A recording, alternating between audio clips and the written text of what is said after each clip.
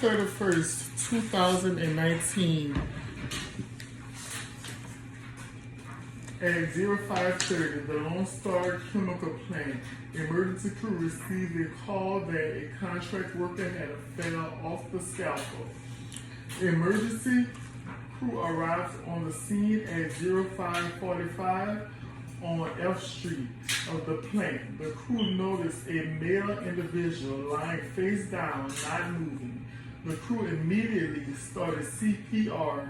There was no pulse while checking vitals. Contractors was identified as Michael Davis. He was pronounced deceased at the scene at 0600. The sheriff's office and safety crew arrived at 0630 and did an investigation on what happened. Co-workers said that Mr. Davis was climbing the scaffold, which one of the scaffolds broke off, causing Mr. Davis to fall off. Also, the site supervisor stated that no one was authorized to work on the scaffold. Causes. There were many causes that led to the falling of the individual. The first cause was that he was not wearing a harness. That is very important, people. You must always wear a harness while climbing scaffold or anything doing while climbing inside the plant. The first cause was that he was not wearing the harness. Anytime an individual is wearing a scaffold, that is working on scaffold, must wear a harness. And also they must wear proper PPE and secure with their harness to prevent falling.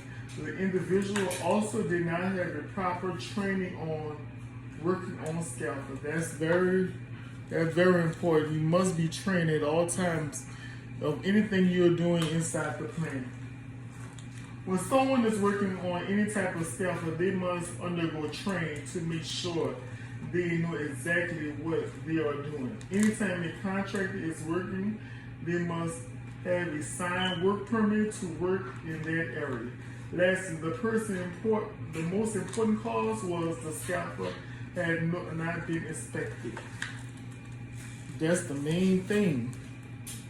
You have, anytime you're working with scaffolds or anything, they must be inspected every shift. If the scaffold has been inspected, the inspector will have located the problem. Concerns. There are many concerns to point out with this incident. One being that the scaffold that was used had not been inspected in 3 months. Scaffold should be properly inspected by safety crew every 7 days. Once scaffold has passed the safety inspection, the inspector will place a tag on the scaffold. There were no updated tags on the scaffold. Also, the workers that was working on the scaffold did not have any training. That's a major concern. No one had any training working on the scaffold.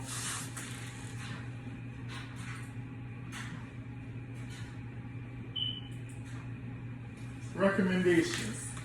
In my recommendation, that everyone that is working on any scaffold have fully trained. Also guidelines. Checklists should be completed on scaffold. This will prevent any faulty scaffold that could cause injury or death. Also, security and safety managers will make sure anybody entering the plant has proper PPE. Lastly, the company will come up with a fall prevention plan that will give insight on different types of scaffold and what preventions any employer should use to prevent a fall. Now, this is my incident report. Next, we're going to discuss my progress report. The company progress report. The company progress report purpose. The purpose of the report is going over what happened that caused the incident, and also what's go over the solutions and guidelines the company has implemented to make the site much safer. The summary. A contractor was working on a scaffold on August 31st, 2019 at 05:30. While he was climbing the scaffold broke off, causing the individual to fall. This incident caused the death of a worker. An investigation was made, finding numerous violations was discovered. The report will break down the violations and what solutions the company has made to not repeat the same incident this time. Oh, I'm sorry.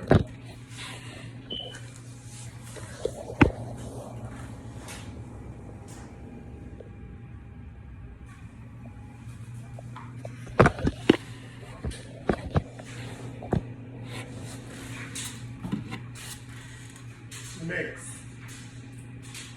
progress report. The introduction. As a result of the incident, the plant has come up with some guidelines to make sure incidents like this never happen again. The guidelines will be broken into 4 different categories that will give details of the changes that will be made. We will discuss the company and OSHA regulations when it comes to inspection of scaffold. Also, the report will give insight on what the company implemented with training and employed by OSHA protocol. Next, the report will break down what safety gear that is needed while working on scaffold. Lastly, we will discuss what steps the company is on making with fall protection. The company will be focusing on these tests and more with daily inspections and continuously training on aspects of scaffold. That's a good thing because that was a bad hazard that it happened, so they must be find new guidelines on this incident. Task 1, scaffold inspections. The first session we will discuss is scaffold inspection. The plant that we work in daily works with scaffolds. The incident that occurred on August was found that the scaffold had not been inspected in 3 months. Since the scaffold had not been inspected, there was no knowledge of damage railings, which caused the fall. With OSHA regulations and the company protocols, we have come up with the solutions. Scaffold will be inspected by safety leaders every day. That will be part of the daily checklist. OSHA states generally contracts in scaffolds have company inspected which will complain of the prior daily. Occurrence with scaffold affects structural integrity. By inspecting scaffold on a daily, lower the chance of the incident happening again. That's very important because, like in the previous incident report, they said that they didn't have no tag saying that when the scaffold was lastly inspected.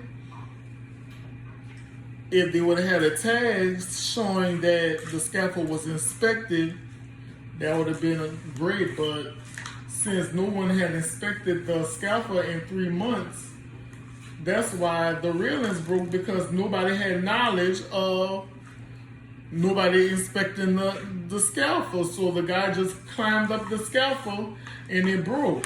If they would have inspected it on every shift, they would have seen that the railings was loose. Next, task 2. OSHA scaffold training. This is very important, people. Everyone should have OSHA training while working inside the plant, especially climbing scaffold and working on scaffold. That's very important.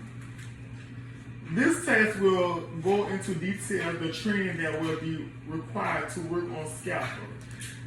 It was discovered that on the incident that happened on August 31st that the contractor did not have prior training on scaffold. Everyone that will be working on scaffold will go through a OSHA training that they must pass in order to work on scaffold. According to OSHA, employers shall have each employer who perform work while on a scaffold training by a person qualified in the subject matter to recognize the hazard associated with the type of scaffold being used, and to understand the procedure to control or minimize the hazard. Scaffold builders is mandated to comply with this rule. It's mandated, it's going to be required to, you're going to have certification on working on scaffold before working on the scaffold. Task 3, proper training gear. Now this is very important because on the incident report they said that he was not wearing a harness, he wasn't wearing proper PPE. Task 3, third section of the report will give details on the proper use of safety gear. The contractor that failed was not wearing a harness. Any employee that is climbing on scaffold is required to wear proper PPE and harness according to OSHA. Employers are also required to train each worker required to use a proper protection equipment to know when it is necessary, what kind is necessary, how to properly put it on, and just wear and take it off, and the limitations of the equipment. That's going to be the training of the PPE and what is required of the PPE. Also, security and safety managers will make sure anybody entering the plant has proper PPE. Conducting this test will reduce the harm of individuals in the workplace. That's right. Task 4, fall protection system. Everyone, they're implementing a fall protection system. The final task that will be discussed is the fall protection plan.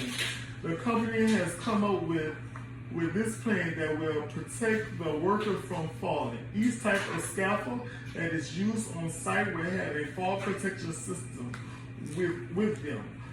This plan will create nets around the scaffold to prevent falls. Oh, great idea.